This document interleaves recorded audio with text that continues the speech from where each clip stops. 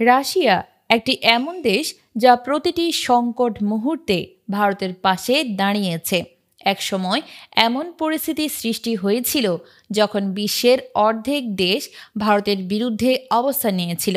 সেই সময় ভারত একাই প্রতিরোধের জন্য প্রস্তুত ছিল। ঠিক তখনই রাশিয়া ছিল একমাত্র শক্তিধর দেশ যারা ভারতের পাশে দাঁড়িয়ে বিশ্বের অর্ধেক দেশের বিরুদ্ধে লড়াই করতে প্রস্তুত হয়েছিল। আজকের এই প্রতিবেদনে আমরা জানার চেষ্টা করব ১৯৭১ সালে সেই ঐতিহাসিক যুদ্ধে কী ঘটেছিল, কিভাবে ভারত ও রাশিয়ার বন্ধুত্ব আরও গভীর হয়েছিল। সালটা ১৯৭১, ইন্দো পাক যুদ্ধ শুরু হয়েছে। ১৯৭১ সালের আগে বাংলাদেশ ছিল পাকিস্তানের একটি অংশ, যাকে পূর্ব পাকিস্তান বলা হতো। পূর্ব পাকিস্তানের জনগণ মূলত বাংলা ভাষাভাষী হলেও পশ্চিম পাকিস্তানের কাছে তাদের ভাষা ও সংস্কৃতির তেমন কোনো মর্যাদা ছিল না। পশ্চিম পাকিস্তান সবসময় উন্নয়ন ও সুযোগের কেন্দ্রবিন্দুতে থাকায় পূর্বাঞ্চল ছিল অবহেলিত ও বঞ্চিত।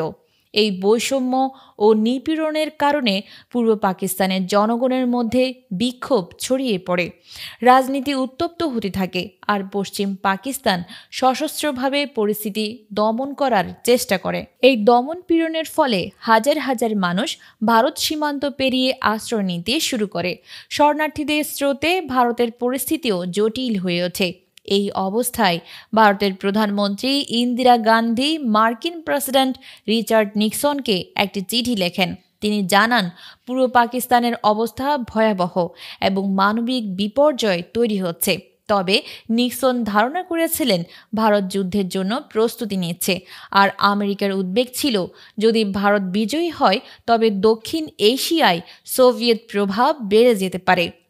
২৮ মার্চ ১৯৭১ পাকিস্তান একটি গোপন বার্তা পাঠায়, যেখানে তারা স্বীকার করে পরিস্থিতি নিয়ন্ত্রণে ব্যর্থ হয়েছে।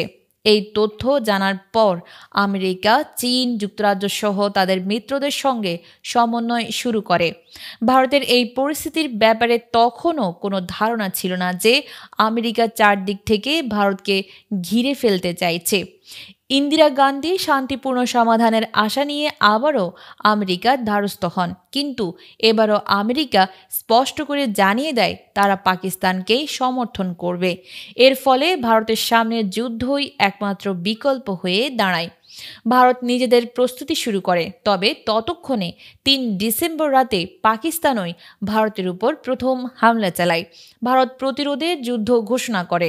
আমেরিকা যখন দেখে ভারত যুদ্ধ শুরু করেছে, তারা নিজেদের যুদ্ধজাহাজ ইউএসএস এন্টারপ্রাইজ বঙ্গোপসাগরের দিকে পাঠিয়ে দেয়। উদ্দেশ্য ছিল ভারতের উপর চাপ সৃষ্টি করা। কিন্তু ১০ ডিসেম্বর ভারতের গোয়েন্দারা একটি গুরুত্বপূর্ণ বার্তা ধরে ফেলে।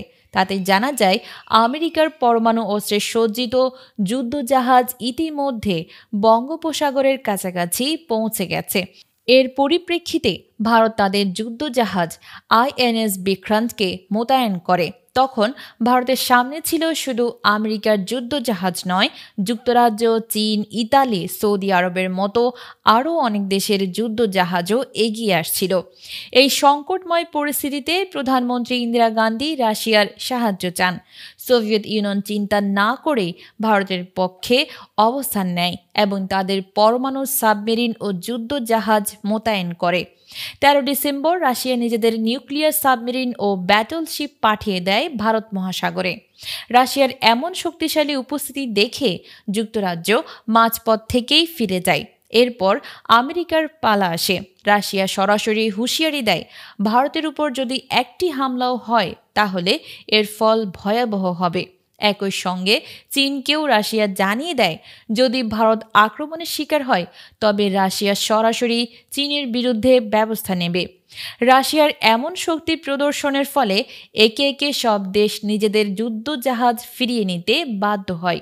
এইভাবেই একসময় যখন পুরো বিশ্ব ভারতের বিরুদ্ধে ছিল, তখন রাশিয়া একমাত্র মিত্র হিসেবে ভারতের পাশে দাঁড়িয়েছিল। এরপর ভারত দ্রুত এগিয়ে যায় পূর্ব পাকিস্তানকে মুক্ত করতে। প্রধানমন্ত্রী ইন্দিরা গান্ধী পূর্ব পাকিস্তানের স্বাধীনতা ঘোষণার প্রস্তুতি শুরু করেন। ভারতীয় বাহিনী পাকিস্তানের ভেতরে প্রবেশ করে এবং পাকিস্তানের সেনাবাহিনী আত্মসমর্পণ করতে বাধ্য হন। শেষ পর্যন্ত পাকিস্তান ও ভারতের সম্মতিতে পূর্ব পাকিস্তান স্বাধীন দেশ হিসেবে আত্মপ্রকাশ করে।